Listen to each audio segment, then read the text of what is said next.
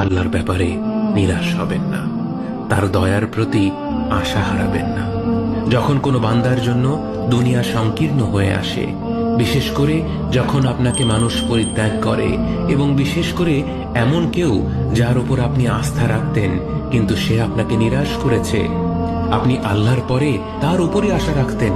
অথচ সে আপনাকে লাঞ্ছিত করেছে, সেই সময় জেনে রাখবেন যে আল্লাহ চাচ্ছেন আপনি তার শরণাপন্ন হন। আল্লাহর ব্যাপারে নিরাশ হবেন না, তার দয়ার প্রতি আশা হারাবেন না।